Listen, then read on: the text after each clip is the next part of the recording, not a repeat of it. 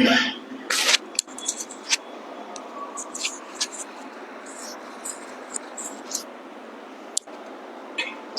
عليكم ورحمة الله وبركاته.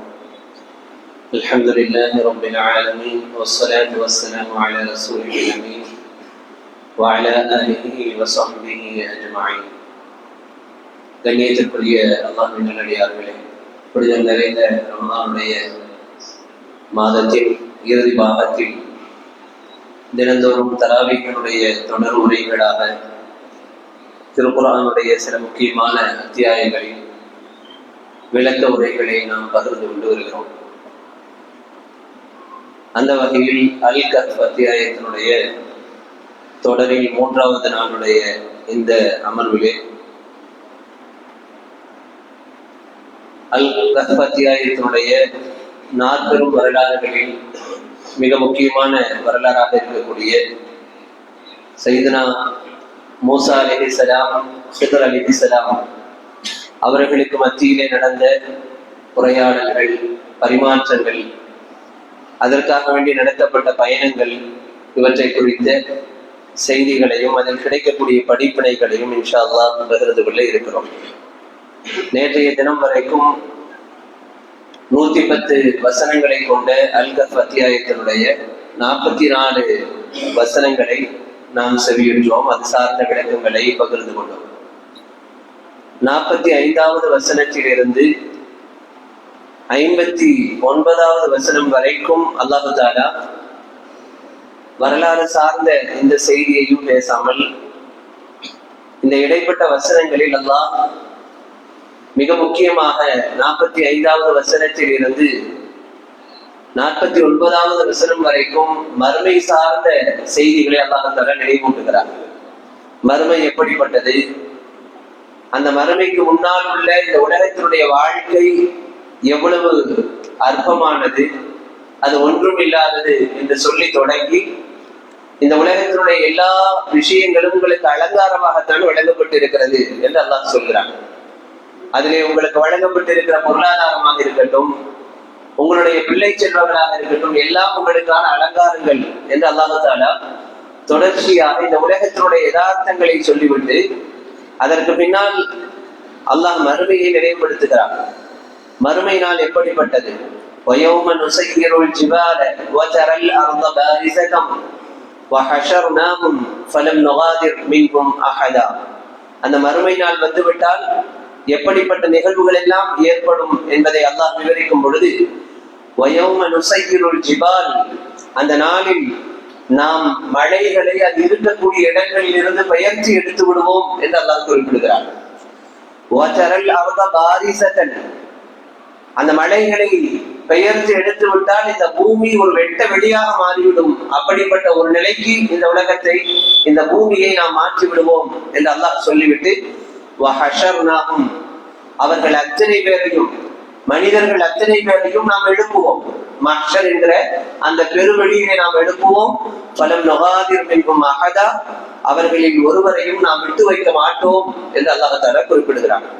இப்படியாக மறுமையை நினைவூட்டுகிற இறைவன் தொடர்ச்சியாக அடுத்தடுத்த வசனங்களில் மறுமையினுடைய நிலைப்பாடுகள் எப்படி இருக்கும், அந்த மஹ்ஷர் பெருவழியிலே ஒன்று கூட்டப்படக்கூடிய மக்களை அல்லாஹ் எப்படியெல்லாம் ஒன்று கூட்டுவான், அதனுடைய முறைகள் எப்படி இருக்கும் என்பதை எல்லாம் இடைப்பட்ட சில செய்திகளாக அல்லாஹ் தஆலா இந்த வசனங்களிலே குறிப்பிடுவதை பார்க்கிறோம். அணி அணியாக அவர்கள் கொண்டு வரப்படுவார்கள். நாளை மஹ்ஷரிலே முதல் தடவை படைத்தது போலவே அல்லாஹ் தஆலா அவர்களை மீண்டும் எழுப்பி அதே போலவே கொண்டு வந்து நிறுத்துவான். இதுவெல்லாம் நிச்சயமாக நடக்கும். அங்கே யார் நல்லடியார்களோ அவர்களுக்கு அவர்களுடைய பட்டோலைகள் அவர்களுடைய கைகளிலே வழங்கப்படும். பாவிகளுக்கும் அவர்களுடைய பட்டோலைகள் வழங்கப்படும். பாவிகள் அவர்களுடைய மனோநிலை பட்டோலைகளை கையில வாங்கும் பொழுது எப்படி இருக்கும் என்பதை அல்லாஹ் தஆலா 49வது வசனத்திலே விவரித்து காட்டும் பொழுது லா யுகாதிரு ஸகீரத்தன் வலா கபீரத்தன் இல்லா அஹ்ஸாஹா வவுதிஅ அல் கிதாப், அந்த பட்டோலைகள் அந்த பாவிகளுக்கு முன்னால் வைக்கப்படும் பொழுது ஃபதரல் முஜ்ரிமீன முஷ்ஃபிகீன், பயந்தவர்களாக அந்த பட்டோலைகளை அவர்கள் பார்ப்பார்கள். பயந்த நிலையில் அந்த பட்டோலைகளை அவர்கள் பார்ப்பார்கள். பார்த்துவிட்டு அவர்கள் இவ்வாறு சொல்வார்கள், யா வைலதனா, எங்களுக்கு ஏற்பட்ட கைசேதமே, மாலி ஹாதல் கிதாப், இந்த பட்டோலைக்கு என்ன வந்தது? லா யுகாதிரு சகைரத்தம் வல கபீரத்தன், இதில் உள்ள நாங்கள் செய்த எங்கள் வாழ்க்கையில நிகழ்ந்த எந்த ஒரு சிறியதையும் பெரியதையும் இது விட்டு வைக்கவில்லை. லா யுகாதிரு சகைரத்தம் வல கபீரத்தன் இல்லா அஹ்சாஹா, எங்க வாழ்க்கையில் என்னென்னலாம் செஞ்சோமோ அந்த எல்லா விஷயங்களும் இதுல இருக்கு. இதோ இந்த பட்டோலையில் இருக்கிறது என்று பாவிகள் புலம்பக்கூடிய நிலைகள் எல்லாம் நாளை மறுமையில ஏற்படும் என்று அல்லாஹ் தஆலா இந்த இடைப்பட்ட வசனங்களிலே சுட்டி காட்டுகிறார். அதற்கு பின்னால் ஆதம் அலைஹிஸ்ஸலாம் அவர்களுக்கு சுஜூது செய்ய மலக்குமார்களுக்கு கட்டளையிட்ட பொழுது இப்லீஸ் மறுத்த அந்த செய்திகள், அதே போல அல்லாஹ்வுடைய வல்லமைகள், இப்படியான சில செய்திகளை அல்லாஹ் தஆலா சொல்லிவிட்டு நரக வேதனைகளில் குற்றவாளிகள் எப்படி இருப்பார்கள், நரகத்தில் அவர்களுக்கு எப்படிப்பட்ட வேதனைகள் இருக்கும், இதையெல்லாம் அல்லாஹ் தஆலா தொடர்ச்சியாக சொல்லி ஏறத்தாழ 59வது வசனம் வரைக்கும் இது போன்ற செய்திகளை அல்லாஹ் அமைத்துவிட்டு 60வது வசனத்தில் இருந்து 82வது வசனம் வரைக்கும் இந்த 40 வரலாறுகளில் 3வது வரலாறாக இருக்கக்கூடிய சையதுனா மூசா அலைஹிஸ்ஸலாம், ஹித்ர் அலைஹிஸ்ஸலாம் சம்பந்தப்பட்ட அந்த சம்பவத்தை அல்லாஹ் தஆலா விவரிக்கிறார். அப்ப இது ரொம்ப முக்கியமானது. இந்த கஹஃப் அத்தியாயத்திலேயே மிகவும் சுவாரஸ்யமான வரலாறு. இந்த வரலாறு பேசும்போது ரொம்ப சுவாரஸ்யமாகவும் இருக்கும். அதே சமயத்துல ஒரு தனி மனிதன் அறிவு சார்ந்து அல்லது அவனுடைய ஆட்டிடியூட், அவனுடைய சுபாவம் எப்படி இருக்க வேண்டும் என்பதை குறித்து படித்து கொடுக்கக்கூடிய ஒரு அற்புதமான சம்பவம் தான் இது. மூசா அலைஹிஸ்ஸலாம், ஹித்ர் அலைஹிஸ்ஸலாம் சம்பந்தப்பட்ட சம்பவம். அப்ப அல்லாஹ் தஆலா இந்த வசனத்தை 60வது வசனத்திலே இருந்து துவங்குகிறான். இந்த சம்பவத்தை அல்லாஹ் தஆலா இவ்வாறு துவங்குகிறான். வைதகால மூசா லிஃபதாஹு லா அப்ரஹு ஹத்தா அப்லுக மஜ்மஅல் பஹ்ரைனி அவ் அம்திய ஹக்பா. இப்ப 2 பேரும் பயணம் பண்ண ஆரம்பிக்கிறாங்க. யார் 2 பேரும் பயணம் பண்றாங்க அப்படின்னா, சையதுனா மூசா அலைஹிஸ்ஸலாம் அவர்களும் அவர்களோடு இருந்த அவருடைய பணியாளர், இந்த 2 பேரும் தான் பயணத்தை ஸ்டார்ட் பண்றாங்க. எதற்காக வேண்டிய இந்த பயணம்? ஹித்ர் அலைஹிஸ்ஸலாம் அவர்களை சந்திப்பதற்காக. ஹித்ர் அலைஹிஸ்ஸலாம் யார்? அவர் ஒரு நல்லடியாராக வாழ்ந்தவர். ஆனால் மூசா அலைஹிஸ்ஸலாம் எப்படிப்பட்டவர்கள்? மிக முக்கியமான இறைத்தூதர், உருள் அஸ்மி என்று சொல்லப்படக்கூடிய உறுதிமிக்க நபிமார்களுடைய பட்டியலிலே இடம்பெற்றவர்கள் தான் யாரு? சையதுனா மூசா அலைஹிஸ்ஸலாம் அவர்கள். அப்படிப்பட்ட மூசா அலைஹிஸ்ஸலாம் அவர்கள் ஒரு நல்லடியாராக வாழ்ந்த ஒரு நபரிடம் அல்லாஹ்வுடைய கட்டளைக்கு இணங்க சில விஷயங்களை கற்றுக்கொள்வதற்காக வேண்டி தன்னுடைய பயணத்தை துவக்கிறாங்க. அப்ப அந்த பயணத்துல தன்னோடு தன்னுடைய பணியாளராக இருந்த அந்த பணியாளருடைய பெயர் யூஷா பின் நூன் என்று பதிவு செய்யப்படுகிறது தஃசீர்களிலே, யூஷா பின் நூன். அப்ப இந்த 2 பேரும் சேர்ந்து தன்னுடைய பயணத்தை துவக்குகிறார்கள்.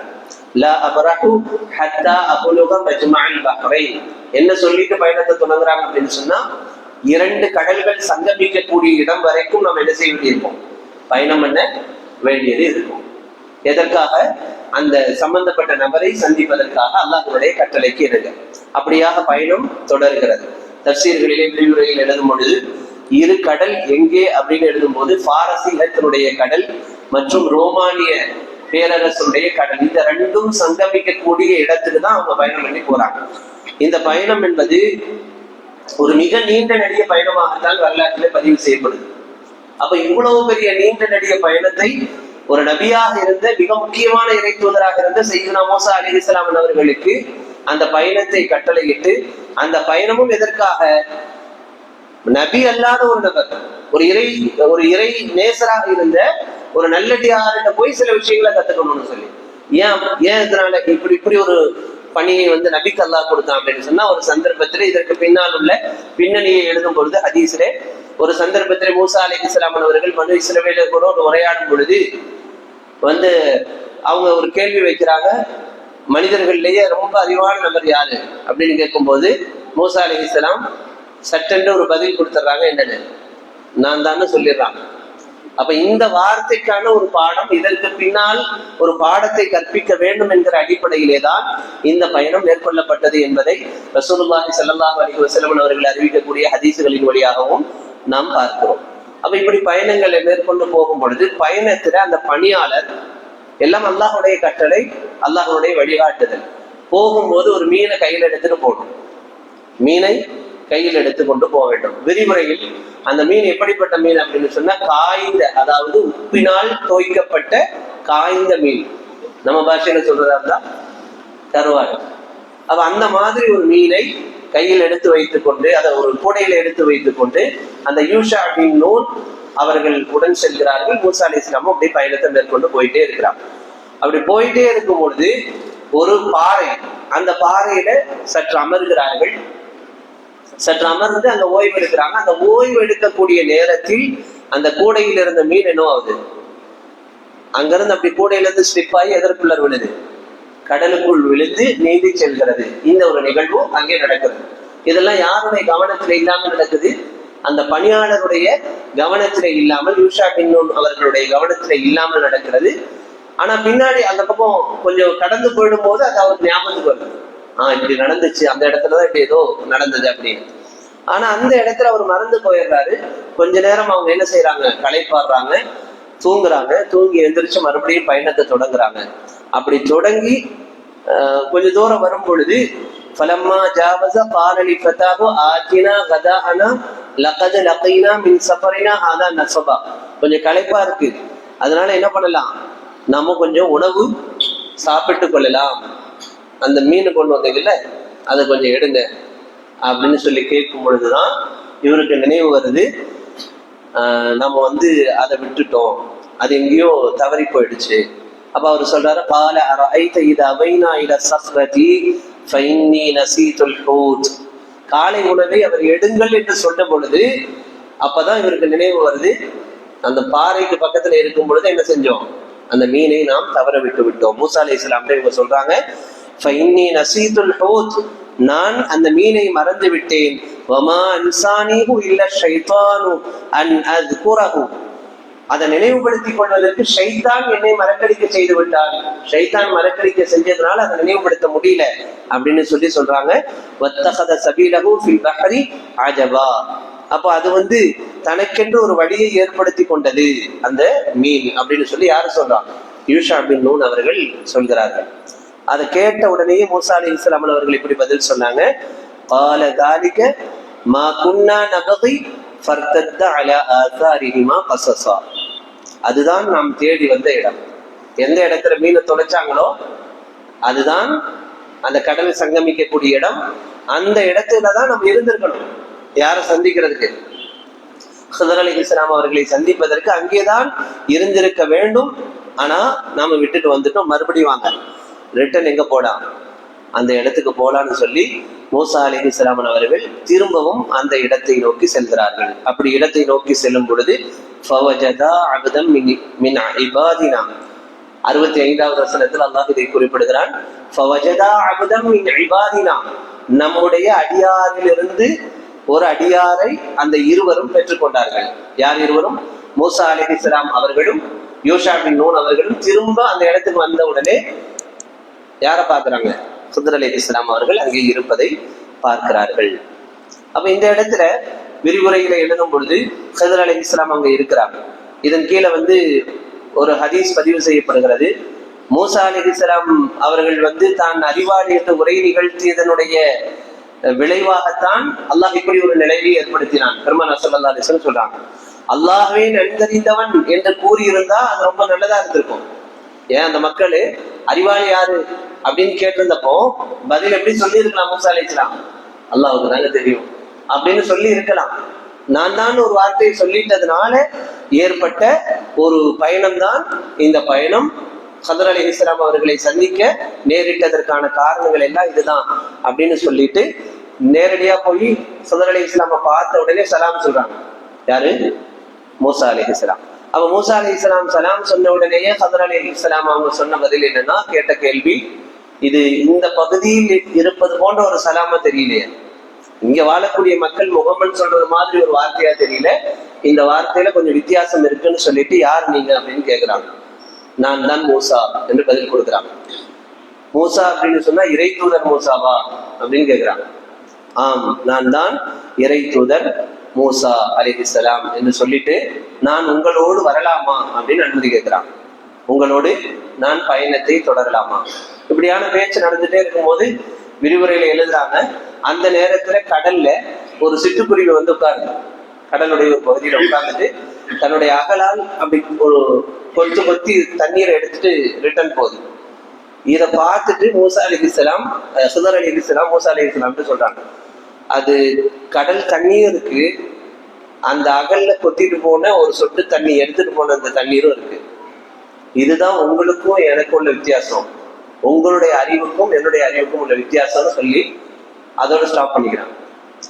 அப்ப என்ன சொல்ல வர்றாங்க அப்படின்னு சொன்னா, எனக்கு அல்லாஹ் சில ஞானங்களை கொடுத்திருக்கிறான், உங்கள்கிட்ட அந்த ஞானம் என்ன இல்ல, அந்த உங்கள்கிட்ட இருக்கிற ஞானம் என்பது அது கொத்திட்டு போன அந்த அளவுக்கு இருக்குன்னு வச்சுக்கிட்டா என்கிட்ட கடல் அளவுக்கு இருக்கு. அதற்காக வேண்டித்தான் இறைவனுடைய ஏற்பாடு. யார்கிட்ட வந்திருக்கிறீங்க? அதை சொல்லாத மாதிரியான ஒரு தொழில் யாரு சொன்னா?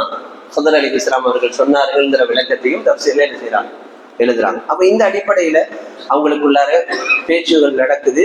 நான் உங்களோட வரலாமா அப்படின்னு சொல்லிட்டு ஒரு ரிக்வஸ்ட் வைக்கிறாங்க. இந்த இடத்துல நம்ம புரிய வேண்டியது என்னன்னா, இந்த 66வது வசனம் இது ரிக்வஸ்ட் கேட்கிறோம். பொதுவா வந்து நம்ம ஒரு கல்வி கத்துறதுக்கு பின்னால நம்ம யார்கிட்ட போய் கல்வி கத்துக்க போறோமோ அவங்கள்ட்ட ரிக்வஸ்ட் தான் வைக்கணும். இந்த மாதிரி கொஞ்சம் நேரம் ஒதுக்கி, ஏன் சும்மா தானே இருக்கிறீங்க, நீங்க கொஞ்சம் நேரம் ஒதுக்கலாமா அப்படின்னு கேட்கக்கூடாது. நாம என்ன செய்யணும், கொஞ்சம் ரிக்வஸ்ட் பண்ணணும், நீங்க கொஞ்சம் நேரம் ஒதுக்கி கொடுத்தீங்கன்னா உங்கள்ட்ட ஏதாவது கத்துக்கலாம்னு நினைக்கிறேன். அப்ப கல்விக்குண்டான மகத்துவம் எப்படி இருக்கணும், எப்படியான அணுகுமுறைகளை காட்ட வேண்டும் என்பதை மிக உன்னதமான நபியாக இந்த உலகத்தில் வாழ்ந்து சென்ற மூசா அலைஹிஸ்ஸலாம் அவர்களின் வழியாக, அதுவும் இன்னொரு நபர்கிட்ட, நபி அல்லாத ஒரு நபர்கிட்ட அல்லாஹ் தஆலா இந்த பாடத்தை கொடுக்குறான் அப்படின்னு சொன்னா, இதுல நிறைய ஒரு சிந்திக்க வேண்டிய விஷயங்கள் அல்லாஹ் தஆலா இதன் மூலமாக நமக்கு சொல்லி கொடுக்குறான். அப்ப அந்த அடிப்படையில தான் ரிக்வஸ்ட் வைக்கிறாங்க.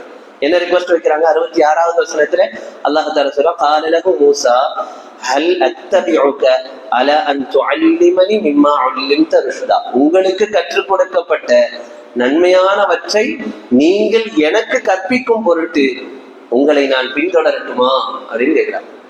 எவ்வளவு அழகான வார்த்தை பாருங்க. ஹல் அத்தபியுக, உங்களை பின்பற்றி நான் வரலாமா? ரிக்வஸ்ட் எதுக்குன்னா, எனக்கு கொடுக்காதத சிலதை உங்களுக்கு அல்லாஹ் சொல்லி கொடுத்துருக்கான், அதெல்லாம் நான் தெரிஞ்சுக்கிறதுக்கு வேண்டி அவங்க பின்னாடி நான் கொஞ்சம் வரலாமா அப்படின்னு கேட்கிறாங்க. அப்போ அவங்க சொன்ன பதில் என்ன? பல நேரங்கள்ல இந்த பதில் இந்த வரலாறுல வரும். என்ன ஃபர்ஸ்டே சொல்லிட்டாங்க, இந்த கலன் தஸ்வதியா மாய சபுரா, நீங்க வரலாமான்னு கேட்கறீங்க, ஆனா அதுக்கான சக்தி உங்களுக்கு இருக்காது, சபுர் இருக்காது. என் கூட நீங்க பயணம் பண்ணி வந்து நான் என்னென்னலாம் பண்றேனோ அதனுடைய நுணுக்கங்கள் என்ன, அதில் உள்ள அறிவு என்ன, அதில் உள்ள ஹிக்மத்துகள் ஞானங்கள் என்ன என்பதையெல்லாம் அறிந்து கொள்வதற்கான பொறுமை உங்கள்ட்ட என்ன செய்யாது, இருக்காதுன்னு மூசா அலைஹிஸ்ஸலாம் ஹிதர் அலைஹிஸ்ஸலாம் சொல்றாங்க.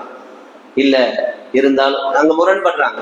எந்த அளவுக்கு அப்படின்னு சொல்றாங்க அப்படின்னு சொன்னா, விரிவுரையில எழுதுறாங்க, நான் செய்யக்கூடிய சில காரியங்கள் உங்களுக்கு முரண்பட்டதா இருக்கு. அவங்க இப்படியே சொல்றாங்க, நான் செய்யக்கூடிய சில செயல்பாடுகள் உங்களுக்கு முரண்பட்டதாக இருக்கும், ஆனா அது என்னுடைய பார்வையில் சரியானதா இருக்கும். எனக்கு அல்லாஹ் சரின்னு கற்றுக் கொடுத்திருப்பான், அதை நான் நடைமுறைப்படுத்துவேன். உங்களுக்கு அல்லாஹ் சிலதை கற்றுக் கொடுத்திருப்பான், அதை நீங்க நல்லது நினைச்சிட்டு இருப்பீங்க. அப்ப இந்த முரண்பாடு இருக்கும் பொழுது உங்கள்ட்ட என்ன இருக்காது, சபரு இருக்காது. இங்க ஒரு அழகான செய்தியை ஹிதர் அலைஹிஸ்ஸலாம் சொல்றாங்க. ஒவ்வொருத்தருக்கும் ஒரு விதி இருக்கும். ஒருத்தர்கிட்ட இருக்கிற அறிவாற்றல் இன்னொருத்தருக்கு என்ன செய்யாது, இருக்காது. இன்னொருத்தர்கிட்ட ஒரு அறிவாற்றல் இருக்குதுங்கிறதுக்கு வேண்டி நான் என்கிட்ட இருக்கிறது வேற, அதனால என்கிட்ட இருக்கிற மாதிரியே அவர்கிட்ட இல்ல, அதனால அவர்கிட்ட இருக்கிறது சரியில்லைன்னு சொல்லிட முடியாது. அவங்களுடைய பார்வையில அது வேற மாதிரியான ஞானம் படைத்ததா இருக்கும். அதுக்கெல்லாம் புரிஞ்சுக்கிறதுக்கு என்ன தேவைப்படும், கொஞ்சம் சபுரு தேவைப்படும். இல்லாம நீங்க அப்படி வெளி தோட்டத்துல ஒவ்வொருத்தருடைய கருத்துக்களையும் பார்த்தோம்னா விமர்சனம், ஏன் ஒருத்தர் விமர்சனம் பண்றோம், இவர் எந்த அடிப்படையில இல்ல அறிஞ்சு வச்சிருக்காரு, என்ன கருத்து சொல்றாரு, உட்கார்ந்து பேசுறதுதான் கிடையாது. உடனே எல்லாரும் என்ன செய்யணும், ஒருத்தரை விமர்சனம் பண்றோம். இதெல்லாம் இருக்கக்கூடாதுங்கிற ஒரு பாடத்தை மூசா அலைஹிஸ்ஸலாம் ஹிதர் அலைஹிஸ்ஸலாமுடைய அந்த பரிமாற்றங்கள் நடக்குது. அப்ப அந்த அடிப்படையில உங்களுக்கு பொறுமை இருக்காது, என்ன செய்யறது, உங்களுக்கு எப்படி பொறுமை, இந்த மாதிரியான சூழல்கள் எல்லாம் பார்க்கும்போது உங்களுக்கு எப்படி பொறுமை வரும்? அடுத்த வசனத்திலே அதை தான் கேட்கிறாங்க, என்னுடைய நடவடிக்கை நிச்சயமா நீங்க எதிர்ப்பீங்க, உமக்கு அது நியாயமா இருக்கும் நீங்க எதிர்க்கிறது, ஆனா நான் எதுக்காக செஞ்சேங்கிறது எனக்கு தான் தெரியும். இப்படியே அழுத்தி சொல்றாங்க. ஆனா மூசா அலைஹிஸ்ஸலாம் சொல்றாங்க, நான் நிச்சயமா சபரா இருப்பேன், உறுதியா உங்களுக்கு நான் வாக்களிக்கிறேன், நிச்சயமா இந்த பயணத்துல நான் சபராக இருப்பேன் இப்படின்னு சொல்லி அவர்களுடைய பயணங்கள் தொடருது. அதுல 70வது வசனத்துல ஹதர் அலைஹிஸ்ஸலாம் அவர்கள் இப்படியே சொல்கிறார்கள், قال فإن اتبعتني فلا تسألني عن شيء حتى أحدث لك منه ذكرا. நீங்க என்னோட பயணத்தை நீங்க தொடரும் பொழுது நானா உங்களுக்கு விளக்கம் சொல்ற வரைக்கும் நீங்க என்ன செய்யக்கூடாது, கேள்வி கேட்கக்கூடாது. நிறைய நடக்கும், அதுக்கெல்லாம் விளக்கம் பின்னாடி சொல்லுவேன் நானு. ஆனா நான் விளக்கம் சொல்றது வரைக்கும் நீங்க என்ன செய்யக்கூடாது, என்ற ஒரு கேள்வி கூட கேட்க கூடாது. இந்த கண்டிஷனோட தான் அவங்க என்ன செய்யறாங்க, கூட்டிட்டு போறாங்க. இமாம் தபரி ரஹ்மத்துல்லாஹி அலைஹி அவர்கள் இதன் கீழே ஒரு சம்பவத்தை பதிவு செய்யறாங்க. அல்லாஹ்விடத்திலே சையதுனா மூசா அலைஹிஸ்ஸலாம் அவர்கள் சில கேள்விகள் எழுப்புறாங்க. உனக்கு பிரியமான அடியார் யார்?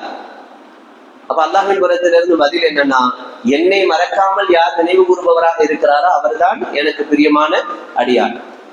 அடுத்து ஒரு கேள்வி வைக்கிறாங்க, உன்னுடைய அடியார்களில் சரியான தீர்ப்பு வழங்கக்கூடியவர் யாராக இருக்க முடியும்? அப்ப அல்லாஹ்வின் புறத்திலிருந்து பதில் வருது, யார் தன் மனோ இச்சையை பின்பற்றாமல் தீர்ப்பளிக்கிறாரோ அவர்தான் சரியான தீர்ப்பு வழங்கக்கூடியவர்.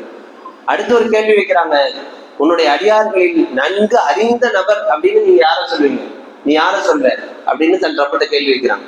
அப்ப அல்லாஹ்வின் புறத்திலிருந்து பதில், தன் சொந்த அறிவு மட்டும் இல்லாமல் பிற மக்கள்கிட்டையும் நிறைய அறிவுகள் இருக்குது, ஞானங்கள் இருக்குன்னு நினைச்சு யார் பரிமாற்றங்களை பண்றானோ அவன் தான் உண்மையிலே நல்ல அறிவாளி. எவ்வளவு முக்கியமான செய்தி பாருங்க இந்த விளக்கம். இன்னைக்கு நம்ம அவரவர்களுக்கு தெரிந்தது மட்டுமே விளக்கம்னு கருதிட்டு நடைமுறைப்படுத்திட்டு போறோம், அல்லது அதை பின்பற்றக்கூடிய மனநிலை உள்ளவங்களா இருக்கிறோம். அப்படி இருக்கக்கூடாது.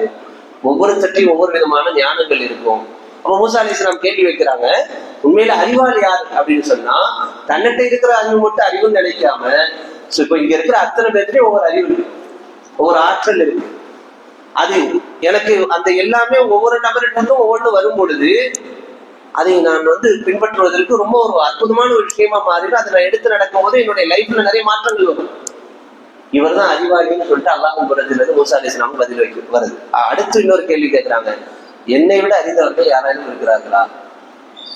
இதெல்லாம் அல்லாஹ்ட்ட நடந்த உரையாடலாகவும் சொல்லப்படுது.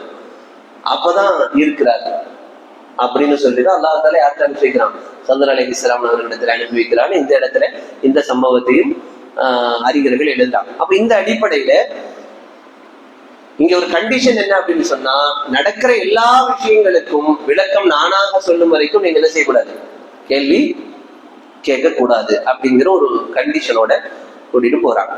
அதுக்கப்புறம் தான் 3 சம்பவங்கள் நடக்குது அந்த பயணத்துல.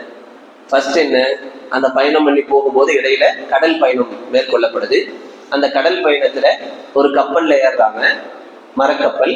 அப்ப அந்த மரக்கப்பல்ல ஏறின உடனே 2 பேரும் ஏறிக்கிறாங்க.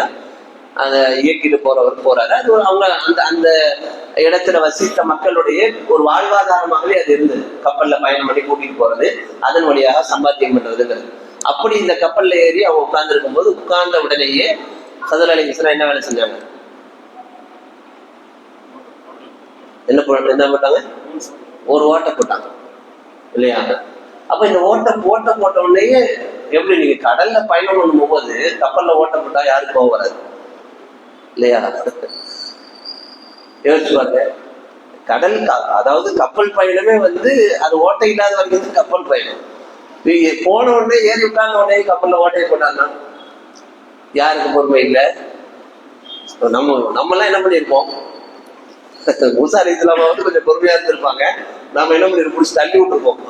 யார என்னங்க பண்ணிட்டு இருக்கிறீங்க அப்படின்னு சொல்லி. பொதுவா அப்படித்தானே வரும் நம்முடைய மனோநிலை. கப்பல்ல ஓட்ட போட்டாங்க.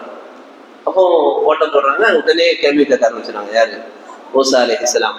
அப்போ ஹத்தா இதா ரகிபா ஃபி ஸஃபீனதி ஃபரகஹா. அப்போ மூசா அலைஹிஸ்ஸலாம் கேக்குறாங்க, ஃபரக்தஹா லிதுக்ரிக அஹ்லஹா லகத் ஜித்த ஷைஅன் இம்ரா. என்ன எல்லாத்தையும் மூழ்கடிக்கிறதுக்கு வேண்டி ஓட்ட போடுறீங்களா? நிச்சயமாக நீங்கள் ஒரு அபாயகரமான பெருங்காரியத்தை செய்து விட்டீர்கள் அப்படின்னு மூசா அலைஹிஸ்ஸலாம் அவங்களுடைய அந்த சபைகள் பேசுறாங்க.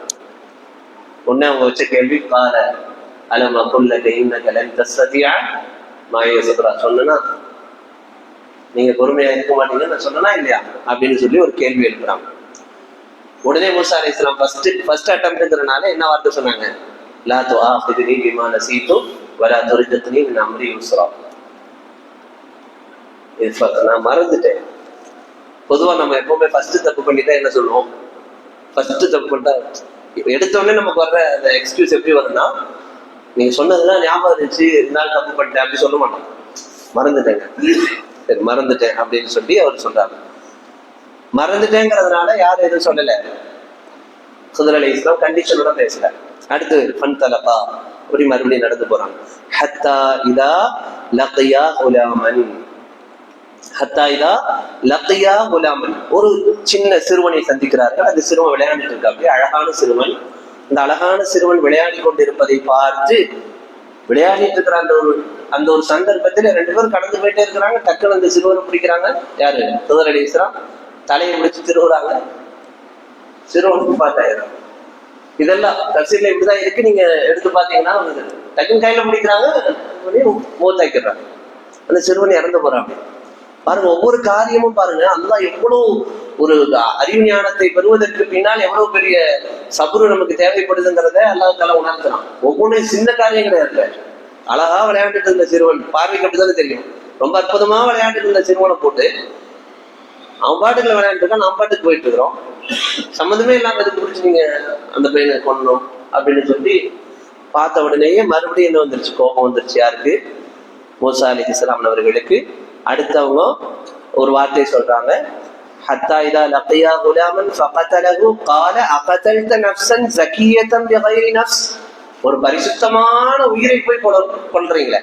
ஒரு சின்ன பிள்ளை அழகா விளையாண்டுட்டு இருக்குது, அதுக்கு ஒண்ணுமே தெரியாது. அந்த பிள்ளை கூட நீங்க கொண்டு போட்டீங்களே. நஃப்ஸன் ஸகியத்தன் பிகைரி நஃப்ஸ், எந்த இது தவறும் தெரியாது, பரிசுத்தமான ஒரு உயிர் அது. லகத் ஜிஅத ஷைஅன் நுக்ரா, நிச்சயமாக நீங்கள் ஒரு வெறுக்கத்தக்க காரியத்தை செய்து விட்டீர்கள் அப்படின்னு சொன்ன உடனே மறுபடியும் அதே வசனம். என்ன வசனம்?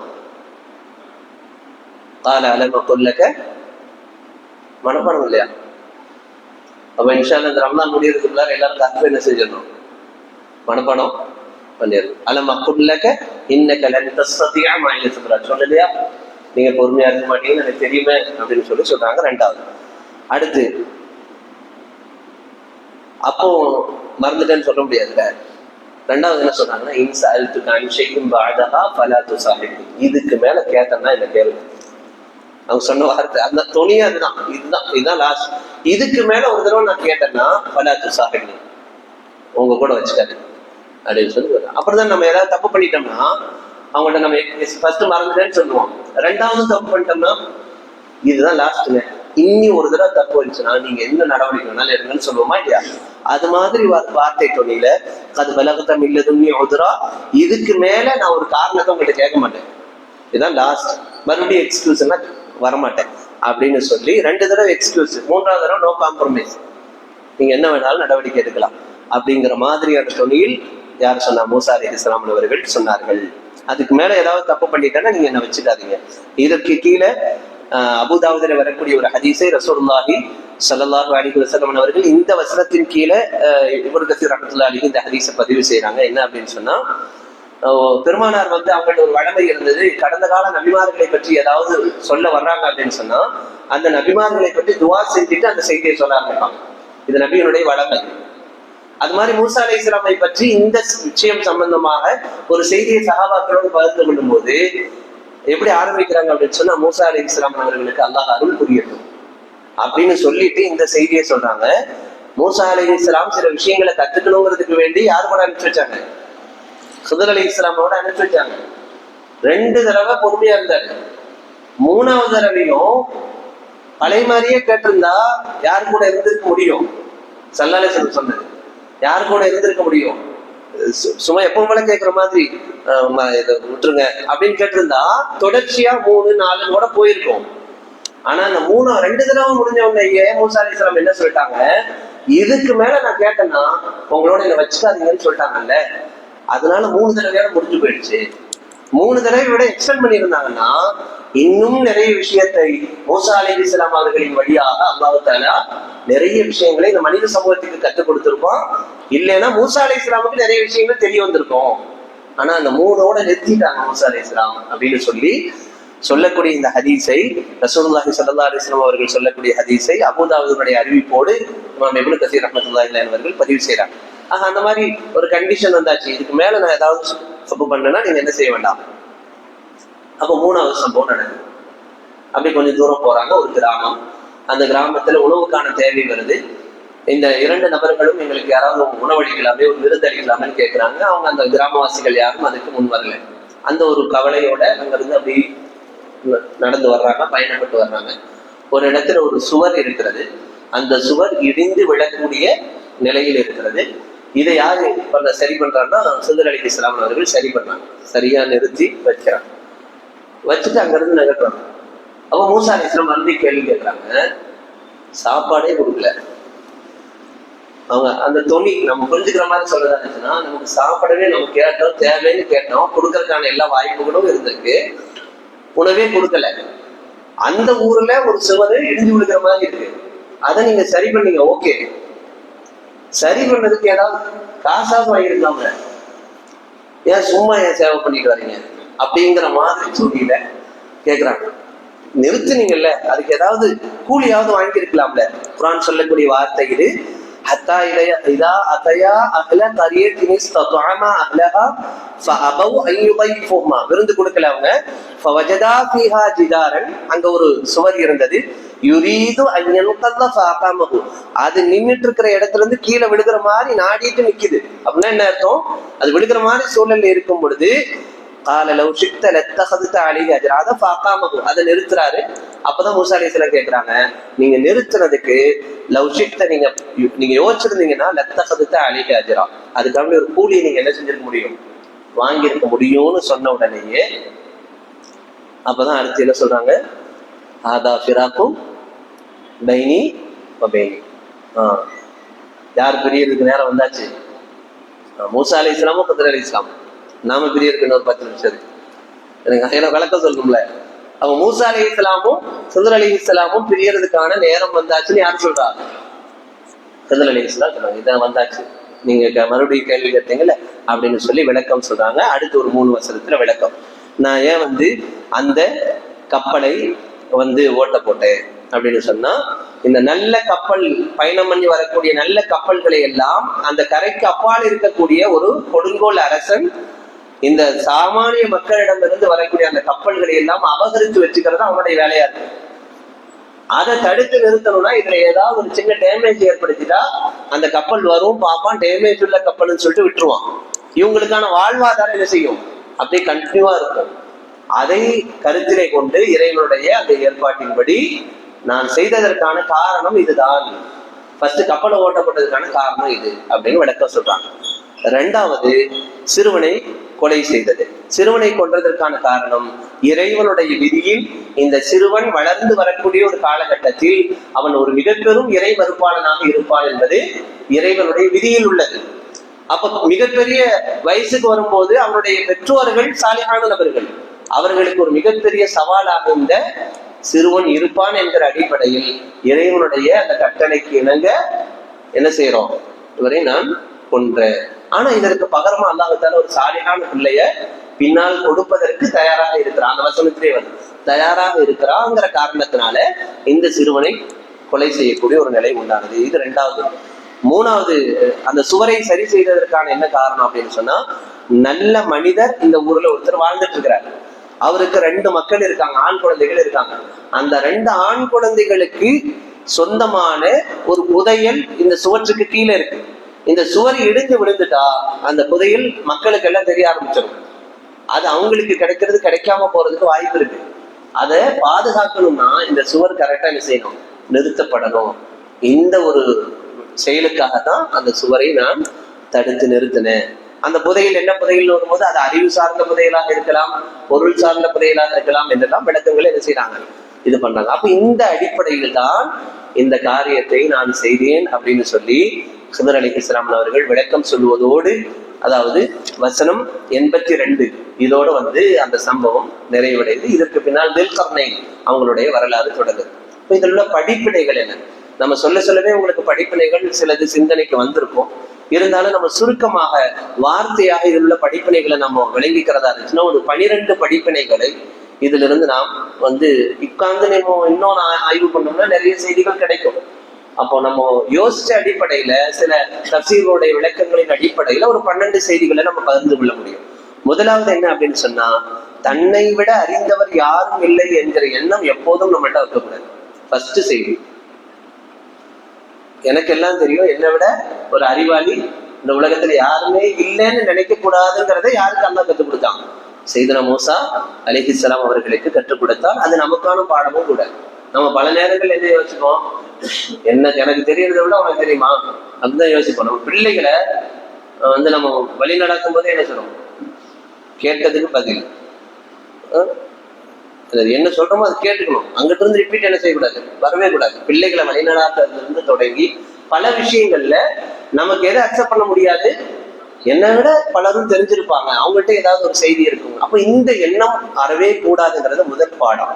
இரண்டாவது, நீண்ட தூர பயணம் எதற்காக வேண்டி மேற்கொள்ளப்படணும்? கல்விக்காக வேண்டி மேற்கொள்ளப்படணும். கல்வி என்பது சாதாரண விஷயம் இல்லை. நீங்க கடந்த கால வரலாறுகள் எல்லாம் நீங்க எடுத்து பாருங்க. எல்லா முன்னோர்களும் சஹாபாக்கள்ல சில சஹாபாக்கள் ஒரே ஒரு ஹதீஸை அறிந்து கொள்வதற்காக, பெருமானாருடைய ஒரு நபிமொழியை அறிந்து கொள்வதற்காக மிகப்பெரிய ஒரு சவாலான பயணங்களை மேற்கொண்டார்கள் என்கிற எத்தனையோ வரலாறுகள் உண்டு. இன்னைக்கு கல்வி கத்துக்கிறது பயணங்கிறதே கிடையாது, தேடி போறதே கிடையாது. உண்டா இல்லைங்களா? பலரும் டியூஷன்கள் வீட்டுக்கு வந்து சொல்லி கொடுக்கணும், அப்படியான ஒரு கான்செப்ட் இருக்கு. அப்படி இல்லையா பக்கத்துல எங்கேயாவது சிரமமே இல்லாத ஒரு சூழல்கள் தான் கல்வி விஷயத்துல. ரிஸ்க் எடுத்து போறதுங்கிற அந்த பயணப்படும் பொழுதுதான் கல்வியினுடைய அந்த தாக்கம் மனதிலே உண்டாகும். அதனால பயணம் கல்விக்காக வேண்டி நடைபெற வேண்டும் என்பது இரண்டாவது செய்தி. மூன்றாவது, கல்வி எங்கு வேண்டுமானாலும் இருக்கும், அதை நம்ம போய் எடுத்துக்கிறதுக்கு முயற்சி பண்ணணும். யார்கிட்ட வேணாலும் இருக்கும், சாதாரண நபர்கிட்ட கூட என்ன செய்யும் இருக்கும். இன்னைக்கு மக்ரிபுக்கு பின்னாடி ஒரு மதர்சாவில் படிக்கக்கூடிய பையன் திடீர்னு மேல வந்தா, அப்படி சின்ன பையன். அப்ப அந்த பையன் வந்த உடனேயே நான் கேட்டேன், என்ன தம்பி நல்லா இருக்கியா, ட்ரெஸ் எல்லாம் எடுத்தாச்சா அப்படின்னு கேட்டேன். ஓ எடுத்தாச்சு உஸ்தாத். அவனுக்கு 7 வயசு 8 வயசு இருக்கும். அவன் மறுபடியும் என்ன கேட்டிருப்பான்னு நீங்க நினைக்கிறீங்க? அவன் என்கிட்ட கேட்கறான், நீங்க ட்ரெஸ் எடுத்துட்டீங்களா? அவ்வளோ ஆச்சரியமா இருந்துச்சு எனக்கு. அவன் கேட்டது, உஸ்தாத் நீங்க எடுத்தாச்சா அப்படின்னா. ஆனா அவன் கேட்பான்னு நான் எதிர்பார்க்கவே இல்லை. அங்க ஒரு மெச்சூரிட்டி இருக்கு பாத்தீங்களா? அதாவது நாம கேட்கிற அந்த விஷயம் எவ்வளவு கரிசனையானது. அதே கேள்வி யார்கிட்ட கேட்கணும்? உற்சாகத்தை நம்ம கேட்கலாம், தப்பு கிடையாது. அவரும் ட்ரெஸ் எடுத்தாரா இல்லையா பாவம். நான் எப்படி அக்கறையா கேட்கறேன்னா அவனும் அக்கறையா நம்மள்ட்ட ரிப்பீட் பண்றான், நீங்க ட்ரெஸ் எடுத்தீங்களா? அப்ப எல்லார்ட்டையும் ஏதாவது ஒரு நல்லது இருக்குங்கிற எண்ணம் நமக்கு என்ன செய்யணும் இருக்கணும். அது யார்கிட்ட வேணாலும் இருக்குங்கிற எண்ணம் இருக்கணும். அது சின்ன பிள்ளைகிட்ட கூட இருக்கும்னு நினைச்சாதான் நமக்கு கிடைக்க வேண்டிய நல்ல விஷயங்கள் தொடர்ச்சியாக கிடைத்து கொண்டே இருக்கும். இது மூன்றாவது. நான்காவது, நான் வரட்டுமான்னு கேள்வி வச்சாங்கல்ல, கல்விக்கு ரொம்ப பணிவு அவசியம். பணிவு அவசியம். பணிவோட கல்வியை கற்றுக்கொள்வதற்கு முன்வர வேண்டும். இது நான்காவது செய்தி. அதுதான் இறை தூதர் மூசா அலைஹிஸ்ஸலாம் அவர்கள் பணிவோட சுந்தர் அலைஹிஸ்ஸலாம் அவங்கள்ட்ட கேட்டாங்க. அஞ்சாவது விஷயம், ஒவ்வொருவரிடமும் ஒவ்வொரு ஞானம் இருக்கும். யாரையும் தரக்குறவா என்ன செய்யக்கூடாது, நினைக்க கூடாது. நம்ம இன்னைக்கு தோற்றத்தை பார்த்துதான் எல்லாத்தையும் முடிவு பண்றோம். தோற்றத்தை பார்த்துதான் முடிவு பண்றோம். ஒரு தோற்றத்தை பார்க்கும்போது அவருடைய தோற்றம் சும்மா சிம்பிளா இருந்துச்சு அப்படின்னு சொன்னா ஒன்றும் தெரியாது பாவம் அப்படின்னு நினைக்கிறோம். அப்படிலாம் இல்லை. சாதாரண சாமானிய மக்களிடத்திலே மிகப்பெரிய அறிவாற்றல் இருக்கும். அது பேசும்போதுதான் தெரியும். அப்ப யாரையும் சாதாரணமாக கருதிவிடக் கூடாது. ஒவ்வொருவரிடமும் ஒவ்வொரு ஞானம் இருக்கும் அப்படிங்கிற எண்ணம் ஒரு மனிதன்கிட்ட இருக்கணும். இது ஐந்தாவது. ஆறாவது, பிறருடைய பாயிண்ட் ஆஃப் வியூ என்னங்கிறத புரிஞ்சுக்கணும். இது இந்த உரையாடல அது இருந்தது மூசா அலைஹிஸ்ஸலாம். அதனாலதான் சுந்தர் அலைஹிஸ்ஸலாம் முன்னாடியே சொன்னாங்க, நான் ஒரு மாதிரி செயல்படுவேன், அது உனக்கு தப்பா தெரியும், உங்களுக்கு தப்பா தெரியும், இதெல்லாம் முன்னாடியே சொல்லுது. அது மாதிரி ஒவ்வொருத்தருக்கும் ஒரு பாயிண்ட் ஆஃப் வியூ இருக்கும். அந்த வெளிப்படையை பார்த்து ஜட்ஜ்மெண்ட் பண்ணக்கூடாது. நாம அவங்களோட பேசும் பொழுதுதான் அந்த விஷயம் என்னங்கிறது நமக்கு தெரிய வரும். அது தெரிஞ்சதுக்கு அப்புறம் அது சரியா தப்பாங்கிற ஒரு முடிவுக்கு நம்ம வரலாமே தவிர ஒரு வெளிப்படையை பார்த்து விட்டு இவர் தவறாக செயல்படுகிறார்னு என்ன செய்யக்கூடாது, சொல்லக்கூடாது. அப்ப ஒவ்வொருத்தருக்கும் ஒவ்வொரு விதமான புரிதல்கள் இருக்கும், பாயிண்ட் ஆஃப் வியூ இருக்குங்கிறத புரிஞ்சுக்கணும். இது ஆறாவது. ஏழாவது, சபர் ரொம்ப ரொம்ப முக்கியம். கல்வி கற்றுக்கொள்வதற்கு, ஒரு விஷயத்தை அறிந்து கொள்வதற்கு ரொம்ப சபர் முக்கியம். இன்னும் ஒரு 2 நிமிஷம் 3 நிமிஷம் தான் சபரா இருந்தா ஒரு முழுமையாயிடும் இன்ஷா அல்லாஹ். அந்த 12 பாயிண்ட் வந்துடும். அப்ப சபர் ரொம்ப ரொம்ப அவசியமானது. 7வது பாயிண்ட். 8வது பாயிண்ட், சில விளக்கம் கிடைக்கும், கொஞ்சம் பொறுமையா இருக்கணும். கண்டிப்பா எல்லா விஷயத்துக்கும் விளக்கம் கிடைக்கும். ஆனா சில விளக்கங்களுக்கு கொஞ்சம் பொறுமையான செய்யணும் இருக்கணும். நம்ம எடுப்புலயே நெகட்டிவ் ஆயிட்டோம்னா அதுக்கப்புறம் அந்த விளக்கம் என்ன செய்யாது, கிடைக்கவே கிடைக்காது. நம்ம பிள்ளைங்க எல்லாம் குழந்தைங்க நம்மகிட்ட வந்து சொல்லுவாங்களா இல்லைங்களா, அக்கா அப்படின்னு ஸ்டார்ட் பண்ணுவோம், என்ன அப்படின்னு வச்சுக்கோங்க, அப்படி ஸ்டாப் ஆயிடும். அதுக்கப்புறம் நீங்க போய் கேட்டு பாருங்க, சொல்லவே சொல்லாது, வரவே வராது.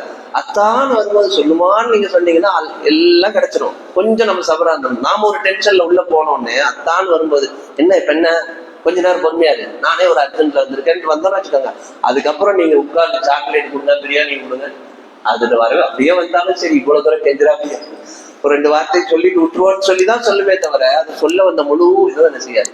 அப்போ நாமோ சில விளக்கங்கள் நமக்கு முழுசா கிடைக்கணும்னா ரொம்ப கவனமாக எச்சரிக்கையோட சபரோட இருக்கணும். இது 8வது. 9வது, மறதி என்பது ரொம்ப ஆபத்தானது. கல்வி விஷயத்துல என்ன செய்யும், கல்வியினுடைய தேடல்ல நிச்சயமா என்ன இருக்கும், மறதி இருக்கும் அப்படிங்கிறதே அல்லாஹ் தஆலா 9வது செய்தியை உணர்த்துறான். 10வது செய்தி, மறுபடியும் தவறு செய்ததுல இருந்து நம்ம எச்சரிக்கையா தற்காத்துக்கணும். ஒரு தப்பு பண்ணிட்டோமா கொஞ்சம் விழிப்புணர்வு ஆயிடணும். மறுபடியும் என்ன செய்யக்கூடாது, அது நமக்கு இழப்பை தேடித்தரும் அப்படிங்கிற செய்தி. 11வது, பொறுமை இழந்தால் வரவேண்டியது நமக்கு என்ன செய்யாது, வராது. பொறுமை கடைசி வரைக்கும் பொறுமை இருக்கணும் அப்படிங்கிற செய்தி. 12வது, விளக்கம் தெரிந்தால்தான் நமக்கு தெளிவு பிறக்கும். அந்த விளக்கம் எவ்வளவு காலம் வேணாலும் இருக்கலாம், அதுக்கு காத்திருக்க வேண்டியது இருக்கலாம். அந்த விளக்கம் தெரிஞ்சதுக்கு அப்புறம் உண்டான அந்த ஞானம் என்பது அது ரொம்ப ஒரு பொக்கிஷமானது. அது ஒரு மிகப்பெரிய ஒரு அருள் மாதிரி. அந்த விளக்கத்தை எப்படியாவது தெரிஞ்சுக்கிறதுக்கு நம்ம ரிஸ்க் எடுக்கணும். முன்னாடி இருக்கிற இந்த குணங்கள் எல்லாம் சேர்ந்து வரும்போதுதான் அற்புதமான ஒரு கல்வி நமக்கு கிடைக்கும் என்கிற பல்வேறு வகையான பாடங்களை மூசா அலைஹிஸ்ஸலாம், ஹுதர் அலைஹிஸ்ஸலாம் அவருடைய வரலாறு நமக்கு சுட்டி காட்டுகிறது. நம்ம இந்த குர்ஆனோடு நம்ம இணைந்திருக்கிறது, மற்ற அறிவை தாண்டி குர்ஆனோடு இணைந்திருக்கிற அறிவு இருக்கு பாருங்க. இவ்வளவு நாள் நம்ம பயான் கேட்டிருப்போம், எத்தனையோ ஆச்சரிய தகுந்த செய்திகள்லாம் சொற்பொழிவுகள்ல இருக்கும்னாலும் கூட இந்த குர்ஆனோடு இணைந்திருக்கிற இந்த கல்வி என்பது ஒரு மிகப்பெரிய தாக்கத்தை நம்முள் நிச்சயமாக ஏற்படுத்தும். குர்ஆன்ல சொல்லப்பட்டிருக்கிற ஒவ்வொரு வசனங்களும், ஒவ்வொரு வரலாறுகளும், ஒவ்வொரு உதாரணங்களும், குர்ஆன்ல நிறைய உதாரணங்கள் இருக்கு. இப்படி எல்லாம் மனிதனை சிந்திக்க தூண்டுகிற, தன்னை பற்றி ஆய்வு செய்கிற, பல விஷயங்களை பற்றி சிந்திக்கிற ஒரு வாய்ப்பை தேடித்தரக்கூடியது. அந்த வகையில் அல் கஃப் அத்தியாயமும் 1. அல் கஃப் ஒரு பாடங்களுடைய புதையலாக இருக்கிறது. அதுல 4 பெரும் வரலாறுகள் உண்டு. அதுல 3 பெரும் வரலாறுகளை இன்று வரைக்கும் நாம் பகிர்ந்து கொண்டிருக்கிறோம். நாளைய தினம் துல்கர்னைன் மன்னர் சார்ந்த ஒரு வரலாறும் அதோடு இந்த அத்தியாயம் நிறைவு பெறுகிறது. எல்லாம் வல்ல இறைவன் இதுவரைக்கும் நாம் அறிந்து கொண்ட அல் குர்ஆனுடைய செய்திகளை நம்முடைய வாழ்வியலாக எடுத்து நடக்கக்கூடிய நற்பாக்கியசாலிகளாக அல்லாஹ் நம் எல்லோரையும் ஆக்கி அருள் புரிவானாக. வாஹிரு தஅவானா அல்ஹம்துலில்லாஹி ரப்பில் ஆலமீன். அஸ்ஸலாமு அலைக்கும் வரஹ்மத்துல்லாஹி வபரகாத்துஹு.